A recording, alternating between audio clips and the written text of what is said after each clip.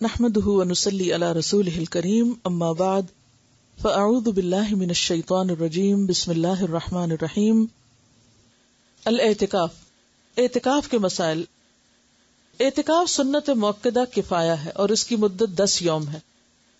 ہر مسلمان کو رمضان المبارک میں کم از کم ایک مرتبہ قرآن پاک کی تلاوت کرنی چاہیے، یعنی پورا قرآن مکمل کرنا چاہیے. عن ابی ہریرہ قال كان يعرض على النبي صلى الله عليه وسلم القرآن في كل عام مرة فأورد عليه مرتين في العام الذي قبض فيه وكان يعتكف كل عام 10 أيام فاعتكف 20 يوما في العام الذي قبض فيه رواه البخاری. حضرت ابو ہریرہ رضی اللہ عنہ فرماتے ہیں نبی اکرم صلی اللہ علیہ وسلم کے سامنے ہر سال رمضان میں ایک بار قرآن پڑھا جاتا. جس سال آپ نے وفات پائی آپ صلی اللہ علیہ وسلم کے سامنے 2 بار قرآن مجید ختم کیا گیا، یعنی جبریل علیہ السلام نے آپ کو سنایا تاکہ آپ اپنا پورا ترتیب کے ساتھ درست طور پر محفوظ کر لیں. اسی طرح ہر سال آپ 10 دن کا اعتکاف فرماتے، لیکن جس سال آپ نے وفات پائی اس سال 20 یوم کا اعتکاف فرمایا. اسے بخاری نے روایت کی. یعنی آخری جو سال تھا آپ کی زندگی کا اس میں اعتکاف بھی 20 دن کا اور قرآن بھی 2 بار. اعتکاف کے لیے فجر کی نماز کے بعد اعتکاف کی جگہ بیٹھنا مسنون ہے. عن عائشہ رضی اللہ عنہا قالت کان رسول اللہ صلی اللہ علیہ وسلم اذا اراد ان یعتکف صلی الفجر ثم دخل معتکفہ رواہ ابو داؤد و ابن ماجہ. حضرت عائشہ فرماتی ہے کہ رسول اللہ صلی اللہ علیہ وسلم جب اعتکاف بیٹھنے کا ارادہ فرماتے تو فجر کی نماز پڑھ کر معتکف میں داخل ہوتے، یعنی رات کی عبادت کر کے اور پھر فجر پڑھ کے اپنی جگہ پر رہ جاتے. اعتکاف کرنے والے کی بیوی ملاقات کے لیے آ سکتی ہے اور اعتکاف کرنے والا بیوی کو گھر تک چھوڑنے کے لیے مسجد سے باہر جا سکتا ہے، یعنی اگر کوئی اور نہ ہو ایسا ذریعہ. عن صفیہ رضی اللہ عنہا قالت کان رسول اللہ صلی اللہ علیہ وسلم معتکفا فأتیتہ ازورہ لیلا فحدثتہ ثم قمت لانقلب فقام معی لیقلینی متفق علیہ. حضرت صفیہ فرماتی ہیں کہ رسول اللہ صلی اللہ علیہ وسلم اعتکاف میں تھے. میں رات کو نبی اکرم صلی اللہ علیہ وسلم سے ملنے آئی اور باتیں کرتی رہی. واپس جانے کے لیے اٹھی تو نبی اکرم صلی اللہ علیہ وسلم مجھے چھوڑنے کے لیے اٹھ کر کھڑے ہو گئے. اسے بخاری اور مسلم نے روایت کیا ہے. مردوں کو اعتکاف مسجد میں ہی کرنا چاہیے کیونکہ قرآن پاک میں آتا نا وَأَنْتُمْ عَاكِفُونَ فِي الْمَسَاجِدِ. رمضان میں اعتکاف کے لیے روزہ رکھنا ضروری ہے، یعنی اعتکاف کے ساتھ روزہ شرط ہے. حالت اعتکاف میں بیمار پرسی کے لیے جانا، جنازے میں شریک ہونا، بیوی سے مجامت کرنا، بشری تقاضوں کے بغیر اعتکاف کی جگہ سے باہر جانا منع ہے. عن عائشہ رضی اللہ عنہا انہا قالت السنۃ علی المعتکف الا یعود مریضا ولا یشہد جنازۃ ولا یمس امرأۃ ولا یباشرها ولا یخرج لحاجۃ الا لما لا بد منہ ولا اعتکاف الا بصوم ولا اعتکاف الا فی مسجد جامع رواہ ابو داود. حضرت عائشہ رضی اللہ عنہا فرماتی ہیں اعتکاف کرنے والے کے لیے سنت یہ ہے کہ وہ بیمار پرسی کو نہ جائے، یعنی کوئی بیمار بھی ہو تو وہ نہیں نکل سکتا. جنازے میں شریک نہ ہو الا یہ کہ اسی مسجد میں کوئی جنازہ پڑھا جا رہا ہے لیکن وہ قبرستان تک نہیں جائے گا. بیوی کو نہ چھوئے، نہ اس سے مجامت کرے. اعتکاف کی جگہ سے ایسے ضروری کام یعنی قضاء حاجت، فرض غسل وغیرہ کے بغیر نہ نکلے. اگر مسجد میں ٹوائلٹ نہیں ہے یا نہانے کی جگہ نہیں ہے اور نہانے کی ضرورت پیش آ گئی تو اس صورت میں صرف مسجد سے نکل سکتا ہے، یعنی جس چیز کے بغیر چارہ ہی نہ ہو. اعتکاف روزے کے ساتھ ہی ہوتا ہے اور جامع مسجد میں ہوتا ہے، یعنی یہ مسنون اعتکاف. عورتوں کو بھی اعتکاف کرنا چاہیے.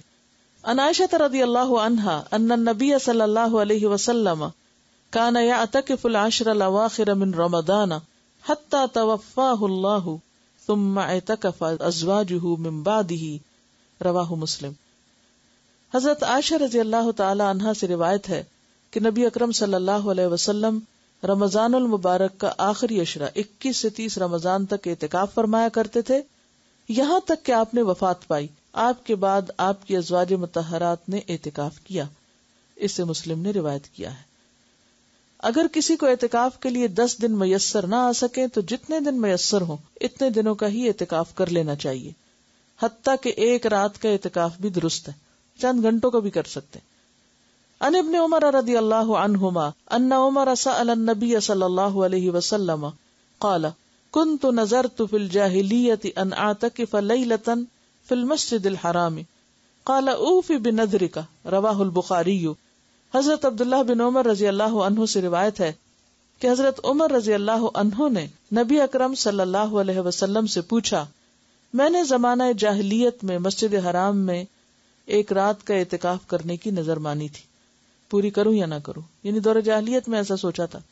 آپ نے فرمایا اپنی نظر پوری کرو. اسے بخاری نے روایت کیا. اب یہاں جو آپ کے ذہن میں سوال آ رہا ہوگا کہ عورتیں کہاں اعتکاف کریں، مسجد میں کریں کہ گھر میں کریں؟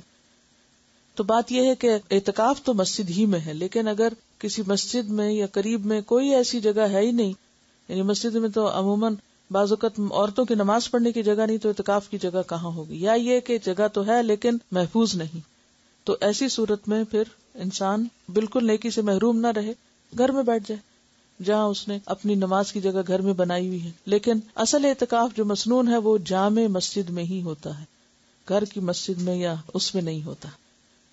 اب اس میں آپ سوچ رہے ہوں گے، کنفیوژن ہو گیا آپ کے، اچھا یہ ہوتا ہے یہ نہیں ہوتا، اسی لیے بہت سوال اٹھتے ہیں. اگر ایک بات آپ سمجھ لیں تو سارے کنفیوژن دور ہو جائیں گے. ایک ہے آئیڈیل سچویشن جو اصلی ہے، اور وہ کیا ہے؟ 10 دن کا اعتکاف روزے کے ساتھ جامع مسجد کے اندر، جس میں ساری شرائط پوری کی جائیں جو بھی بیان کی گئی، کہ باہر نہ جنازے کے لیے نہ ہی کسی اور ضرورت کے لیے، کہ مسلسل مستقل طور پر انسان وار. دوسری صورت یہ ہے کہ وہ کرنے کی، یعنی اس اعلیٰ درجے کی نیکی کی تو یا ہمت نہیں یا چانسز نہیں یا کوئی چوائس ہی نہیں یا کوئی فیسلٹی نہیں، تو اس صورت میں آپ کیا کریں؟ دن کم کر سکتے ہیں. اگر کسی کو کوئی ایسا شرعی عذر ہے کہ روزہ نہیں رکھ رہا، تو سوچتا چلو میں ایک جگہ بیٹھ کے عبادت کر لوں، مسجد میں نہیں تو گھر میں بیٹھ جائے. وہ پھر کیا ہے؟ کنوینئنس کا اعتکاف ہے. ٹھیک ہے، تو کنوینئنس میں تو پھر آپ ایک دن کا کر لیں، گھر میں بیٹھ کے کر لیں، کھانا بھی پکا لیں اور آ کے اپنی جگہ پہ بھی بیٹھ جائیں، پھر وہ ایک دوسری صورت ہے. تو اس فرق کو اگر آپ پہچان جائیں تو سارے مسئلے حل ہو جائیں گے. یا تو آپ وہ اعتکاف کریں جو اصل اعتکاف ہے، جس کو اعتکاف کہا گیا، اور اگر وہ نہیں تو پھر جو چاہیں کریں، جتنی دیر بھی کریں، کیونکہ عبادت ضائع نہیں ہوتی. یعنی یہ گھنٹے جو چند گھنٹوں یا رات کا ہوگا، یہ ضروری نہیں ہے کہ آپ عصر کے وقت کریں یا صبح کے وقت کریں، جب بھی موقع ہو. ہاں نیت کر لیں. تراویح کے لیے جب آپ جائیں تو اس وقت کی نیت کر لیں کہ میں اس وقت میں اعتکاف میں ہوں، بس. اصل میں فائدہ اس کا کیا ہے؟ یکسوئی سے عبادت کرنا، یہ اصل مقصد ہے. لیلۃ القدر کی فضیلت اور اس کے مسائل. لیلۃ القدر میں عبادت گزشتہ گناہوں کی مغفرت کا باعث ہے. عن ابی ہریرہ ان رسول اللہ صلی اللہ علیہ وسلم قال من قام لیلۃ القدر ایمانا واحتسابا غفر له ما تقدم من ذنبه متفق علیہ. حضرت ابو ہریرہ رضی اللہ عنہ سے روایت ہے کہ نبی اکرم صلی اللہ علیہ وسلم نے فرمایا، جس نے لیلۃ القدر میں ایمان کے ساتھ ثواب کی نیت سے قیام کیا، یہ جو قیام کا لفظ ہے یہ قابل غور ہے، اس کے گزشتہ گناہ معاف کر دیے جاتے ہیں. تو آخری راتوں کی بہترین عبادت طویل نمازیں ہیں، لمبا قیام ہے. اسے بخاری اور مسلم نے روایت کیا ہے. یہ الگ بات ہے کہ جن لوگوں کو نماز نہ پڑھنا ہو پھر وہ بیٹھ کے کچھ ذکر اذکار کرتے رہیں، لیکن ساری نیکیوں میں سے بہترین نیکی جو اس رات میں کی جا سکتی ہے وہ طویل قیام. لیلۃ القدر کی سعادت سے محروم رہنے والا بہت ہی بد نصیب ہے. عن انس بن مالک رضی اللہ عنہ قال دخل رمضان فقال رسول اللہ صلی اللہ علیہ وسلم ان هذا الشهر قد حضركم وفيه ليلة خير من 1000 شهر من حرمها فقد حرم الخير كله ولا يحرم خيرها الا محروم. رواہ ابن ماجہ. حضرت انس بن مالک رضی اللہ عنہ سے روایت ہے کہ رمضان آیا تو رسول اللہ صلی اللہ علیہ وسلم نے فرمایا، یہ جو مہینہ تم پر آیا ہے اس میں ایک رات ایسی ہے جو 1000 مہینوں سے بہتر ہے. جو شخص اس کی سعادت حاصل کرنے سے محروم رہا وہ ہر بھلائی سے محروم رہا. یعنی جس نے یہ چانس مس کر دیا کہ ایک رات کی عبادت 1000 مہینوں کی عبادت سے بہتر، تو پھر اس نے کتنا بڑا موقع ضائع کیا، کتنا بڑا نقصان کیا. نیز فرمایا لیلۃ القدر کی سعادت سے صرف بد نصیب ہی محروم کیا جاتا ہے. یعنی جو قسمت والے ہیں وہ اس کو پا لیتے ہیں اور باقی محروم رہ جاتے ہیں. اور پاتا کون ہے؟ جو کوشش کرتا ہے، جو محنت کرتا ہے، جو طلب رکھتا ہے۔ لیلۃ القدر رمضان کے آخری عشرے کی طاق راتوں میں تلاش کرنی چاہیے۔ عن عائشہ رضی اللہ عنہا ان رسول اللہ صلی اللہ علیہ وسلم قال تحروا لیلۃ القدر فی الوتر من العشر الاواخر من رمضان، رواہ البخاری۔ حضرت عائشہ رضی اللہ عنہا سے روایت ہے کہ رسول اللہ صلی اللہ علیہ وسلم نے فرمایا، رمضان کے آخری عشرے کی طاق راتوں میں لیلۃ القدر کی تلاش کرو۔ اسے بخاری نے روایت کیا ہے۔ تو اس سے کیا پتہ چلتا ہے کہ خاص طور پر طاق راتوں میں اہتمام کے ساتھ عبادت ہونی چاہیے، اور صرف 27ویں پر ہی اکتفا نہیں کرنا چاہیے۔ رمضان کے آخری عشرے میں بہت زیادہ عبادت کرنی چاہیے۔ رمضان کے آخری عشرے میں اپنے اہل و عیال کو عبادت کے لیے خصوصی ترغیب دلانا مسنون ہے، یعنی صرف خود نہیں، بچوں کو، گھر والوں کو، اوروں کو بھی اس کی طرف توجہ دلائیں، جیسے میں آپ کو توجہ دلا رہی ہوں۔ عن عائشہ رضی اللہ عنہا قالت کان النبی صلی اللہ علیہ وسلم یجتہد فی العشر الاواخر ما لا یجتہد فی غیرہ، رواہ ابن ماجہ۔ حضرت عائشہ رضی اللہ عنہا فرماتی ہیں کہ رمضان کے آخری عشرے میں نبی اکرم صلی اللہ علیہ وسلم باقی دنوں کی نسبت عبادت میں زیادہ کوشش فرماتے۔ اگر لفظی ترجمہ دیکھیں تو زیادہ فورسفل ہے۔ یجتہد، آپ کوشش کرتے، محنت کرتے، فی العشر الاواخر، آخری عشرے میں، ما لا، جو نہیں، یجتہد، وہ کوشش کرتے تھے، فی غیرہ، اس کے سوا کسی اور میں، یعنی پورے سال کی عبادت ایک طرف اور اس آخری عشرے کی عبادت ایک طرف، یعنی اتنی زیادہ آپ کی توجہ اس عشرے میں عبادت کی طرف ہوتی تھی۔ عن عائشہ رضی اللہ عنہا قالت کان رسول اللہ صلی اللہ علیہ وسلم اذا دخل العشر شد مئزرہ واحیا لیلہ وایقظ اہلہ، متفق علیہ۔ حضرت عائشہ رضی اللہ عنہا فرماتی ہیں جب رمضان کے آخری 10 دن شروع ہوتے تو رسول اللہ صلی اللہ علیہ وسلم عبادت کے لیے کمر بستہ ہو جاتے، کمر باندھ لیتے، جیسے ہم کہتے ہیں نا کمر کس لو، راتوں کو جاگتے اور اپنے اہل و عیال کو بھی جگاتے، یعنی گھر والوں کو بھی ساتھ شریک کرتے۔ اسے بخاری اور مسلم نے روایت کیا ہے۔ آخری عشرے کی تمام راتوں میں جاگنے کی فرصت نہ پانے والوں کے لیے لیلۃ القدر کا بھرپور ثواب حاصل کرنے کے لیے 2 اہم احادیث، یعنی اگر کسی میں اتنی ہمت نہ ہو یا ایسی مصروفیت اور مجبوری ہو کہ پورا آخری عشرہ اعتکاف نہیں کر سکتے یا خاص عبادت نہیں کر سکتے، تو پھر وہ کیا کریں۔ عن ابی ذر رضی اللہ عنہ قال قال رسول اللہ صلی اللہ علیہ وسلم انه من قام مع الامام حتى ينصرف كتب له قیام لیلۃ، رواہ الترمذی۔ حضرت ابو ذر رضی اللہ عنہ کہتے ہیں رسول اللہ صلی اللہ علیہ وسلم نے فرمایا، جس نے رمضان میں امام کے واپس ہونے تک امام کے ساتھ قیام کیا، یعنی با جماعت تراویح ادا کی، اس کے لیے ساری رات قیام کا ثواب لکھا جائے گا۔ اسے ترمذی نے روایت کیا ہے۔ عن عثمان بن عفان رضی اللہ عنہ قال سمعت رسول اللہ صلی اللہ علیہ وسلم یقول من صلی العشاء فی جماعت فکأنما قام نصف اللیل ومن صلی الصبح فی جماعت فکأنما صلی اللیل کلہ، رواہ مسلم۔ حضرت عثمان بن عفان رضی اللہ عنہ کہتے ہیں میں نے رسول اللہ صلی اللہ علیہ وسلم کو فرماتے ہوئے سنا، جس نے عشاء کی نماز با جماعت ادا کی اس نے گویا نصف رات قیام کیا، اور جس نے نماز عشاء با جماعت ادا کرنے کے بعد صبح کی نماز با جماعت ادا کی اس نے گویا ساری رات قیام کیا۔ اسے مسلم نے روایت کیا ہے۔ رمضان المبارک میں رسول اللہ صلی اللہ علیہ وسلم کثرت سے تلاوت قرآن اور انفاق فی سبیل اللہ فرمایا کرتے تھے، یعنی نماز کے بعد 2 مزید نیکی کے کام کیا ہیں؟ قرآن کا کثرت سے پڑھنا، اور تلاوت کا معنی آپ سمجھتے ہیں اچھی طرح، اور انفاق فی سبیل اللہ کرنا، یعنی تلاوت سے مراد صرف ختم پہ ختم کرتے جانا نہیں بلکہ سمجھ سمجھ کے پڑھنا بھی۔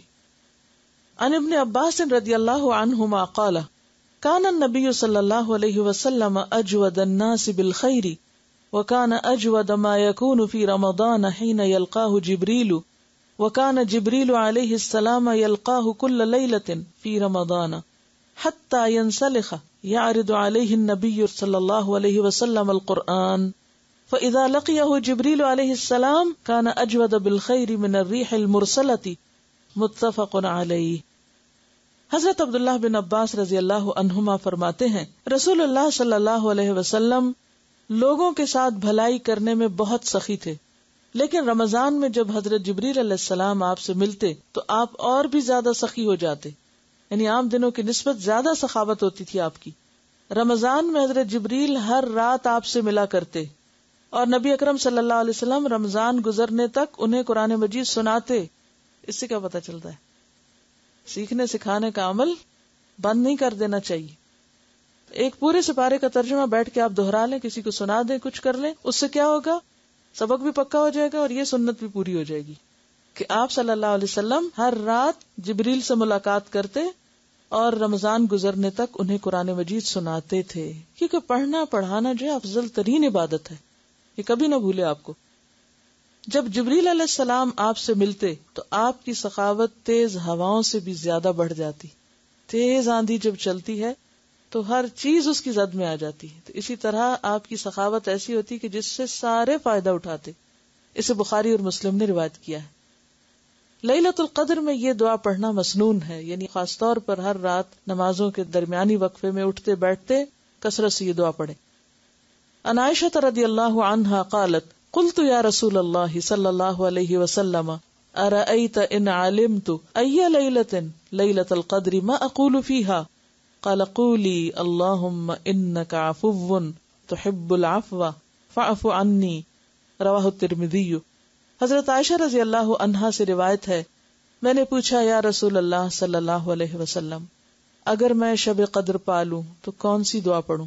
نبی اکرم صلی اللہ علیہ وسلم نے فرمایا، کہو یا اللہ تو معاف فرمانے والا ہے، معاف کرنا پسند کرتا ہے، لہذا مجھے معاف فرما۔ اسے ترمذی نے روایت کیا ہے۔ اور اس میں آپ دیکھیے کہ جیسے افضل ترین عبادت اگرچہ لمبی نماز ہے یا پھر یہ کہ باجماعت تراویح ہے، لیکن بعض اوقات ایسا ہوتا ہے انسان تھک بھی جاتا ہے، یعنی کہ کھڑے ہو کے آپ نے طویل نماز پڑھی، پھر آپ بیٹھ گئے، بیٹھ کے کیا پڑھیں؟ پھر آپ قرآن پڑھنا شروع کر دیں، پھر آپ کھڑے ہو کے نماز پڑھیں، اور جو ناظرہ قرآن ہے وہ نمازوں میں پڑھ لیں، اور بیٹھنے کے وقفے میں ترجمے کے ساتھ دہرا لیں، حق تلاوت ہی کریں، اور اس کے علاوہ پھر دعائیں مانگیں، ہر قسم کی دعائیں، لیکن خاص طور پر یہ دعا، اللہم انک عفو تحب العفو فاعف عنی۔ وآخر دعوانا الحمدللہ رب العالمین۔ سبحانک اللہم وبحمدک، نشہد ان لا الہ الا انت، نستغفرک ونتوب الیک۔ السلام علیکم ورحمۃ اللہ وبرکاتہ۔